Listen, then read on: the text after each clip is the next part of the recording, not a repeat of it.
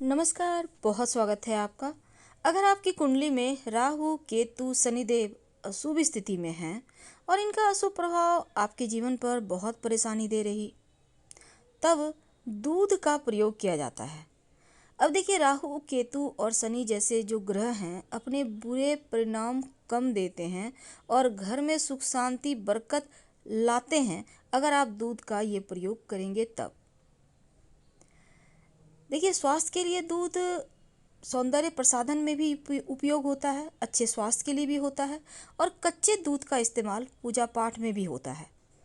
ज्योतिष शास्त्र के अनुसार दूध को चंद्रमा का कारक माना गया है और चंद्रमा की पूजा में दूध चढ़ाया भी जाता है। इसके साथ ही तंत्र मंत्र टोने टोटके में भी दूध का प्रयोग किया जाता है क्योंकि इसका रंग सफ़ेद है। तो भगवान को चढ़ाने के लिए जो दूध इस्तेमाल होता है उस दूध को गर्म नहीं किया जाता, क्योंकि माना जाता है कि दूध को गर्म कर देने से उसका प्रभाव खत्म हो जाता है।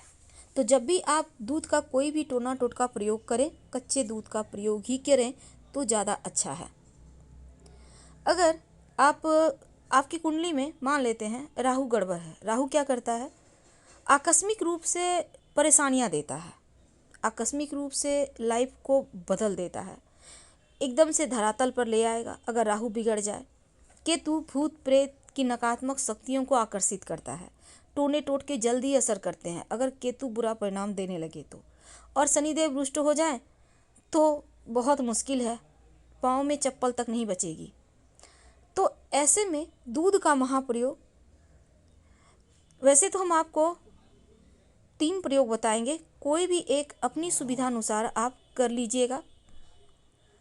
सबसे पहले तो अगर धन की मुश्किल है, मान लेते हैं कुंडली में शनि की 7.5 ढैया चल रही है और आपको धन की मुश्किलें लगातार परेशान कर रही है, तब एक छोटा सा काम कीजिएगा। दूध का पैकेट ले, आपके पास गाय का दूध आता है, गाय है घर में तो कोई बात नहीं, थोड़ा सा दूध ले लें एक गिलास में, ठीक है।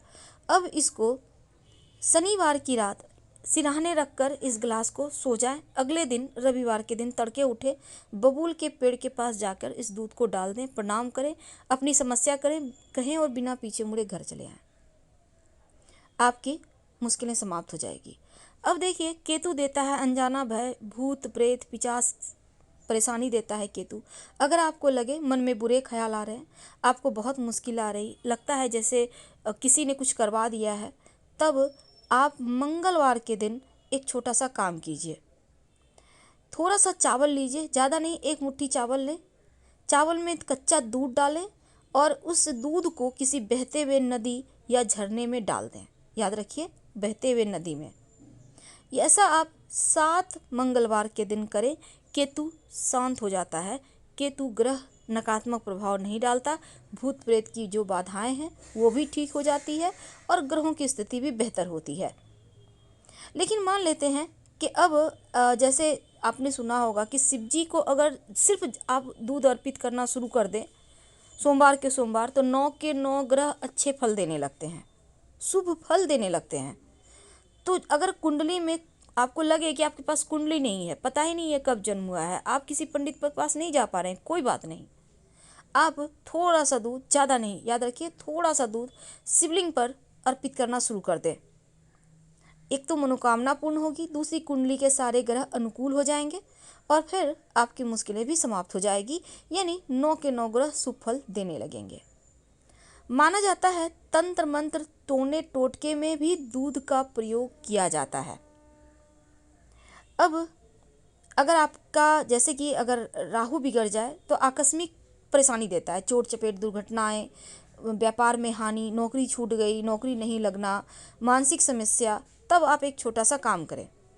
किसी भी महीने के शुक्ल पक्ष यानी अमावस्या के बाद याद रखिए, जो पहला मंगलवार आए उस दिन ये प्रयोग आप कीजिएगा। क्या करेंगे, आप 400 ग्राम दूध ले और इसको आप बहते हुए नदी में प्रवाहित कर दें चावल के साथ। माना जाता है ऐसा करने से आकस्मिक दुर्घटनाओं से मुक्ति मिलती है। पौराणिक ग्रंथों में राहु केतु को एक ही शरीर के 2 भाग माना गया है। और ज्योतिष शास्त्र में इन दोनों ग्रहों को शुभ भी नहीं माना जाता, क्योंकि अगर कुंडली में केतु की दशा खराब चले तो बहुत अशुभ परिणाम मिलता है। और इसीलिए ज्योतिष में कहा गया है कि केतु ज़्यादा परेशान करे तो किसी भी दिन कुत्ते को थोड़ा सा दूध मिट्टी के पात्र में परोस के दें, या फिर ब्राह्मणों को मीठा भात खिलाएं। इससे भी केतु की दशा शांत हो जाती है। आप अपनी सुविधा अनुसार कोई भी एक प्रयोग कर सकते हैं। धन्यवाद। हम फिर